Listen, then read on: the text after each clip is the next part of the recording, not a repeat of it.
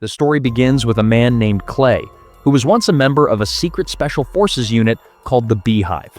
This covert group handled highly classified cases for the American government, the kind of operations so discreet that even regular departments had no clue they existed. After leaving the Beehive, Clay chose a quieter, simpler life. He literally became a beekeeper, settling into a peaceful routine. He rented a garage from an elderly woman named Mrs. Parker and began tending bees and producing honey. Mrs. Parker was a retired school teacher who lived alone and now dedicated her time to working with a charity organization that helped women and children in need.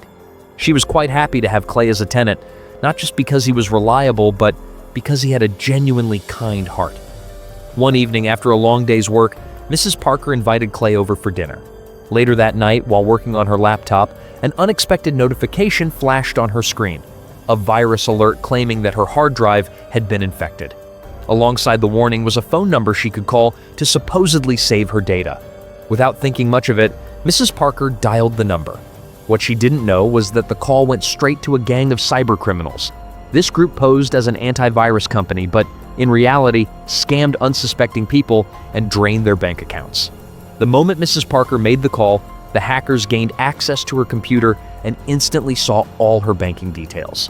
Meanwhile, Mrs. Parker, unfamiliar with tech troubles like data breaches and computer viruses, turned to the manager, Carnett, for help. She was confused and unnerved by the strange windows popping up on her screen one after another. Carnett tried to reassure her, explaining that these windows were all part of the company's virus removal procedure. After that, Carnett asked Ms. Parker for her bank account details. "Could you share your account information?" he requested. And without suspecting anything, Ms. Parker handed over the details. Moments later, Carnett transferred $0 into her account, which left Ms. Parker stunned. $0? Anyone would be left speechless at that sight. But then, Carnett slyly claimed he had meant to send $500 instead of $0 and asked her to return the remaining money. Without overthinking it, Ms. Parker entered her password and returned what she believed were the extra funds. But the moment she did, her entire bank account was wiped clean. Carnett and his team had pulled off their mission successfully, stealing not just her personal savings, but draining the entire charity organization fund she managed as well. Ms. Parker was left in complete shock, the ground beneath her feet vanishing. She had no idea what to do next. Meanwhile, Clay had been busy harvesting honey from his beehives, carefully pouring it into a glass jar. He intended to gift it to Ms. Parker later, but that evening when Clay arrived at her house for dinner, he instantly sensed something was wrong. Cautiously, he picked up a kitchen knife and stepped into the living room, only to witness a horrifying scene.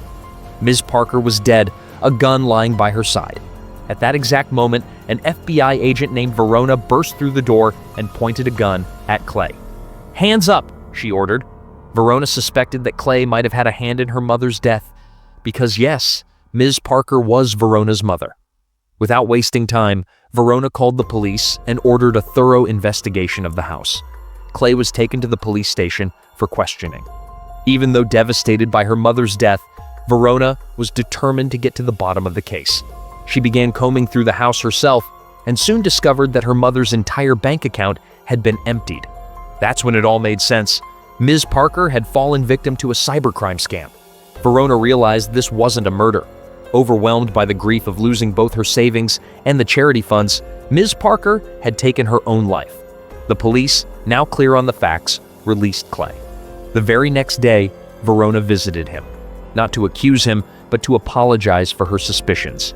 She shared the truth about a notorious cybercrime syndicate masquerading as an antivirus company that had been preying on innocent people. Verona explained how this gang had been eluding the FBI for years with no trace left behind. Hearing this, Clay wasted no time. He contacted the Beekeeper, entrusting them with the mission to bring down Carnett and his operation. Clay was determined to get justice for Ms. Parker at any cost. The Beekeepers launched into action, gathering intel from every possible source. Before long, they unearthed crucial details about Carnett's fraudulent company and handed them to Clay. And in no time, we see Clay arriving at Carnett's UDG headquarters carrying 2 cans of gasoline. Effortlessly, Clay overpowered the security guards and made his way straight to the control room. There, he interrogated a few people. and then, without hesitation, started beating a man mercilessly. Punches flew, one after another. Finally, Clay issued a warning to everyone present. "If any of you try to steal from innocent people like Ms. Parker again, you won't live to regret it." Ordering everyone to vacate the room, Clay then began dousing all the computers with gasoline. At that moment, Carney and his goons stormed in, ready to attack. But Clay swiftly took them down, leaving them humiliated and defeated. Afterward, he planted a bomb in the office. Turning to Carney, he declared, "If you value your life, you'll get out of here now." Moments later, a phone rang, churn, and before anyone could react, a massive explosion ripped through the building, reducing Carney's entire operation to ashes within seconds. After everything was destroyed, Carney immediately informed his boss, Danforth. He told him that a man named Beekeeper had killed their security guards and blown up the entire headquarters, reducing it to rubble. Hearing this, Danforth was furious and, without wasting a second, ordered Carney to gather some goons and finish Clay off. Meanwhile, Verona also got word about the explosions at the UDG headquarters. Though she didn't show it, she secretly felt a bit of satisfaction inside. The next day, while Clay was working at his bee farm, Carney and his men tracked down Clay's house. As soon as Clay stepped out of his farm, Carney's gang vandalized all the beehives and chased after him. But what they didn't know was that Clay had already sensed their intentions and was more than ready to deal with them. The moment the goons reached his house and attacked, Clay fought back with everything he had. A fierce battle broke out, and one by one, Clay took down all of Carney's men. In the end, he spared Carney's life, but not before cutting off his fingers, leaving him alive as a warning. Terrified, Carney fled from the scene. Around this time, Verona was interrogating a UDG operative when she received devastating news. Her mother's house had been set on fire. Dropping everything, she rushed there, only to discover that Clay's garage had been burned to ashes. Among the bodies recovered at the scene, the FBI found an ID card belonging to UDG, making Verona realize that Clay was deeply involved in this case. On the other side, Carney, barely escaping with his life, immediately called Danforth to report his failure. He admitted that Clay had not only defeated them, but had also brutally severed his fingers. Hearing this, Danforth lost his temper, now convinced that Clay was no ordinary man. At that very moment, Clay appeared before Carney again, ambushed him, tied him up with a belt, and dragged him behind his car straight into a lake. During this, Danforth was still on a phone call, which Clay answered. Picking up Carney's phone, Clay warned Danforth to be ready, as he would soon come to settle the score. Meanwhile, Verona and her partner Matt were digging through U.S. government databases, desperately trying to uncover the truth about Clay's identity, but despite their efforts, they found nothing. Verona speculated that maybe Clay was part of a secret government organization, one so classified that even the FBI might have no record of it. Not long after, Verona received another piece of shocking news. Carney's dead body had been found tied to a car in the lake. Word quickly reached Danforth, who then met with a man named Wallace, a former CIA operative. Wallace, it turned out, was assigned by Danforth's mother, Jessica, the newly elected president of the United States, to protect her son. Once Wallace learned that a man known as Beekeeper was after Danforth, he immediately took charge. Wallace contacted CIA Director Janet and ordered a full investigation into Clay. Janet revealed that Clay had retired from a covert group called the Beekeepers. Without hesitation, Wallace instructed Janet to have Clay eliminated. Janet then reached out to the Beekeepers and assigned a woman named Anna to take down Clay. Later, while Clay was refueling at a gas station, Anna suddenly appeared and opened fire. A brutal fight broke out, and though Clay was hit, he fought back fiercely. In the end, Clay overpowered Anna, severed her fingers, and set her ablaze, causing a massive explosion at the gas station. To prevent further casualties, the Beekeeper sent a message to the CIA, declaring that they would no longer pursue Clay. Janet relayed this to Wallace, meaning both the CIA and the Beekeepers were now officially out of the hunt for Clay. Left with no choice, Wallace decided to handle the situation personally. He assembled a team of Special Forces operatives, briefing them on the Beekeepers organization and labeling Clay a rogue agent whose actions threatened innocent lives, making it clear that Clay had to be taken down at any cost. The next day, Verona and Matt arrived at the ruined gas station. There, they found Anna's charred remains. It was evident that Anna had been part of a secret government operation, but Verona still had no idea why she was sent after Clay.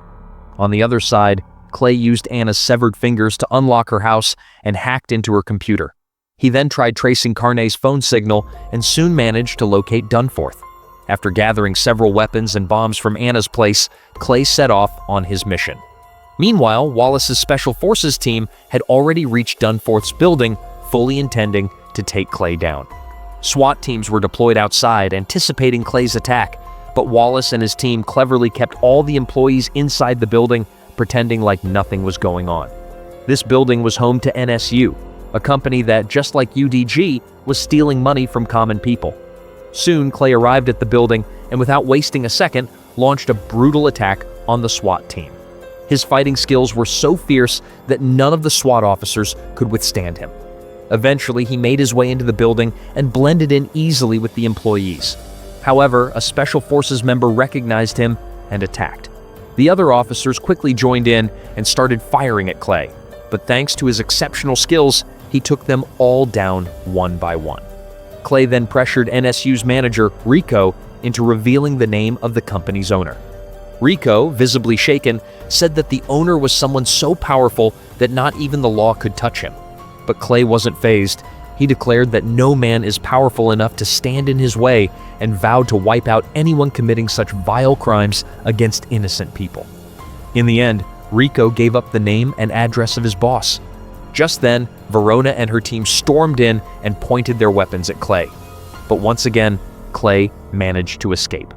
Soon, Verona and Matt discovered that companies like UDG and NSU, which had been stealing from the public, were actually owned by none other than the US president's son, Dunforth.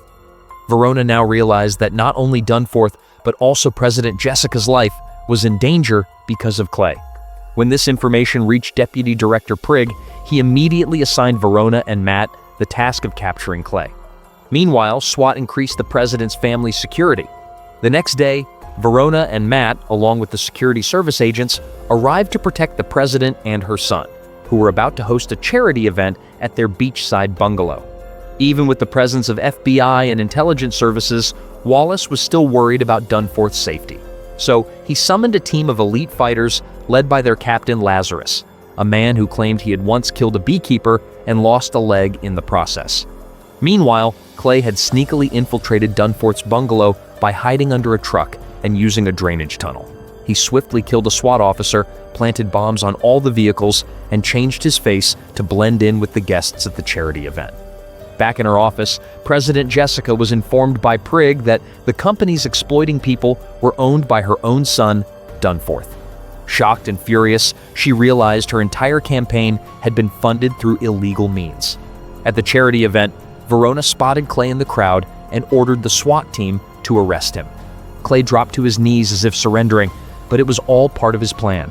At the same moment, he detonated the bombs he had planted in the agents' trucks and launched a surprise attack, fighting his way towards Dunforth.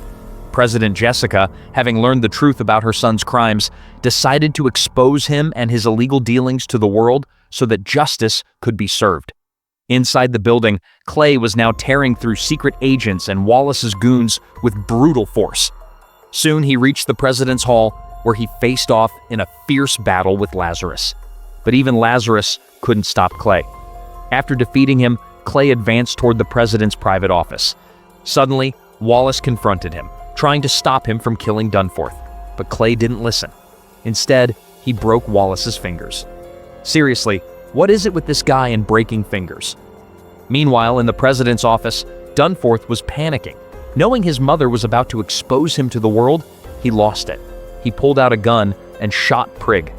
Right then, Clay blasted open the door with a bomb and stormed in. Verona and the other FBI agents arrived right behind him, guns drawn.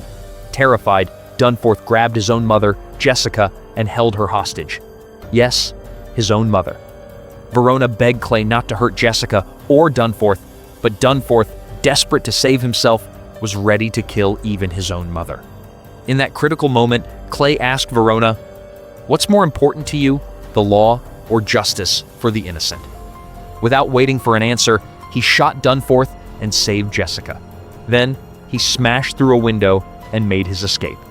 Verona had a clear shot and could have killed Clay, but she held back. Because in that moment, she chose justice for the innocent over strict adherence to the law. Clay's mission was now complete. He put on the scuba gear he had hidden earlier at the beach and dove into the ocean, disappearing into the deep. And with that, the story comes to an end.